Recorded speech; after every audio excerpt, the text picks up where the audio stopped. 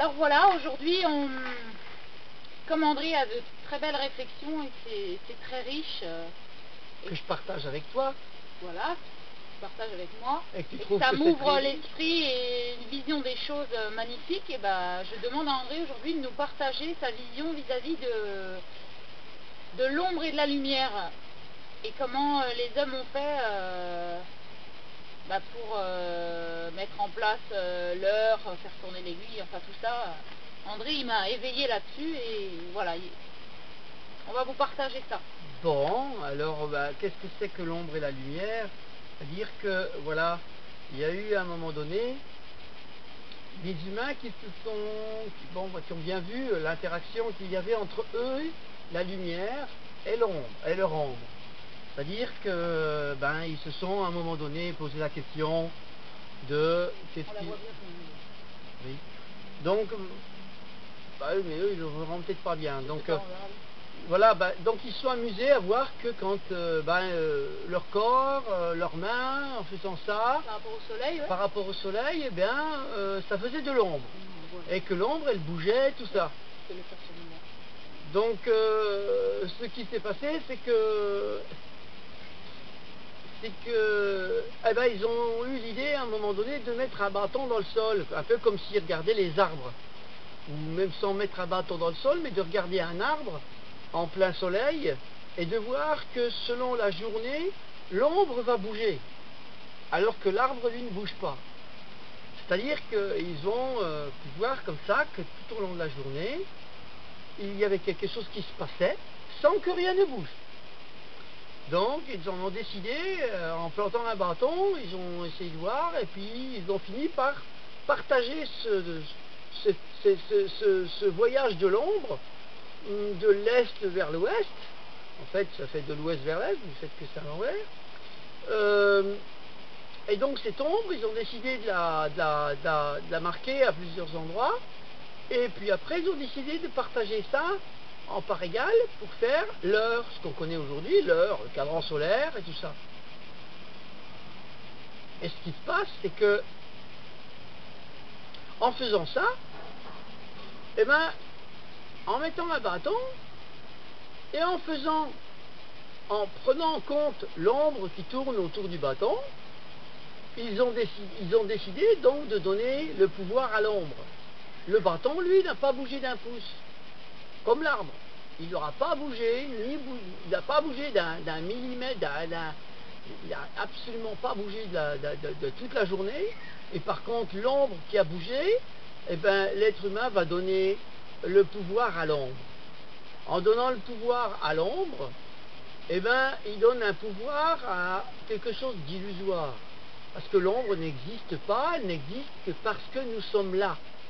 C'est le bâton qui existe, c'est moi qui existe, pas mon ombre. Mon ombre n'existe pas, elle n'existe que parce que je suis là. C'est-à-dire qu'en donnant le temps, en définissant le temps avec une ombre qui bouge, le bâton, lui, il est éternel. Il est dans son éternité. L'ombre est éphémère. C'est-à-dire qu'elle bouge tout le temps, elle est éphémère. Donc, on a donné une puissance à l'ombre, et c'est pour ça qu'on parle beaucoup aujourd'hui on va dire que le mal, c'est le noir, c'est l'ombre, c'est la nuit, que le bien, c'est la lumière, le jour, alors que ni l'un ni l'autre n'est bien ni mal. C'est juste que nous avons donné le pouvoir à une ombre qui n'existe pas. Donc si on donne le pouvoir à quelque chose qui n'existe pas, nous ne pouvons qu'en subir les conséquences. Ce qu'il y a d'autre, c'est que comment se fait-il que l'ombre bouge? L'ombre bouge parce que, d'après les humains, ce qu'ils ont observé, c'est que le soleil bouge. Et le soleil, lui, il est au centre de la galaxie, il ne bouge pas. Il est au centre, c'est le noyau. C'est-à-dire, qu'est-ce qui bouge? La Terre. La Terre bouge autour du soleil et tourne sur elle-même. Elle tourne sur elle-même dans quel sens? Si j'observe que le soleil se lève à l'est et se couche à l'ouest, en sachant que ce n'est pas le soleil qui tourne, donc parce que si je me mets au nord, et que je regarde le soleil de l'est à l'ouest, je vais dire, bah, ça tourne dans le sens des aiguilles d'une montre. Donc c'est pour ça qu'on a tout fait tourner dans le sens des aiguilles d'une montre. Tout ce que l'on fabrique, tout ce que l'on fait, pour la plupart des choses, tourne dans le sens des aiguilles d'une montre. Alors que la Terre tourne comme ça, donc en sens inverse des aiguilles d'une montre.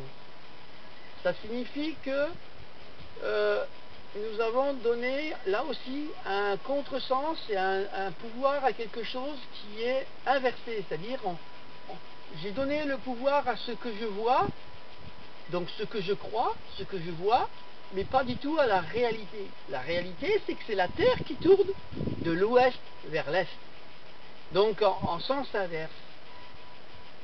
Ce qui veut dire que si nous avions donné sens à notre vie, c'est aller dans le sens de la Terre. C'est aller avec elle, tourner dans son sens à elle. C'est donc tout ce que nous devons faire tourner en rotation devrait être dans le sens de la Terre.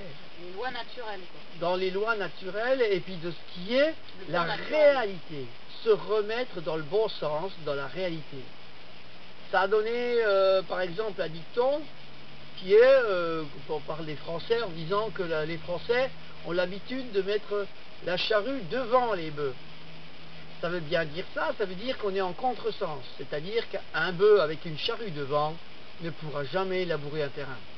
D'accord? Par contre, si on lui met derrière, il arrivera à labourer.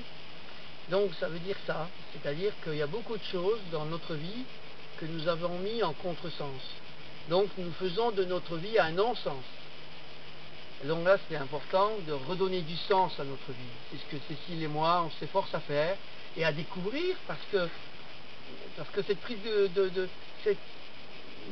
cette présence à ce phénomène, cette on va dire présence d'esprit de comprendre ce phénomène, de le vivre dans la nature et de voir ça, ben, nous a mis tout à fait dans un autre contexte.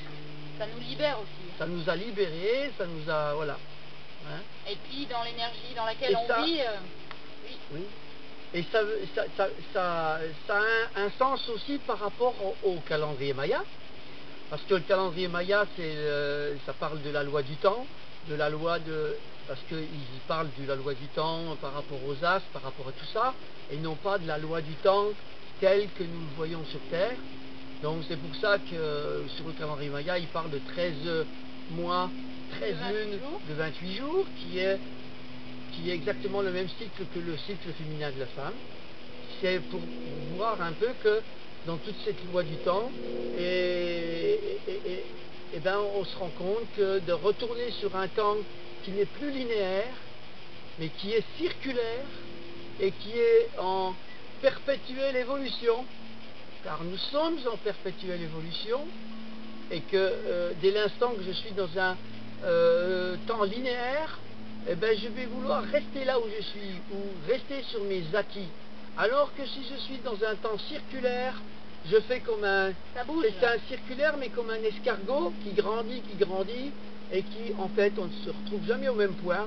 Donc nous ne pouvons pas rester sur nos acquis. Nous devons toujours faire évoluer nos acquis. Voilà. Ben, et en conclusion, j'ai besoin de dire que le temps n'existe pas. Ah oui. Pour preuve, demandez à l'arbre quelle heure il est et quel temps il va faire demain. Ou aux oiseaux, ou aux animaux, ou à tout ce qui existe dans la nature à part l'homme. Donc, et le calendrier Maya, pour faire une introduction sur le calendrier Maya, parce que moi c'est très important, eh ben, c'est se synchroniser à tous les éléments, à tout ce qui existe autour de moi, y compris les autres humains qui m'entourent. Et les animaux, les arbres, tout ce qui m'entoure. Et la terre, bien sûr. Et les astres, bien sûr. Merci. Merci.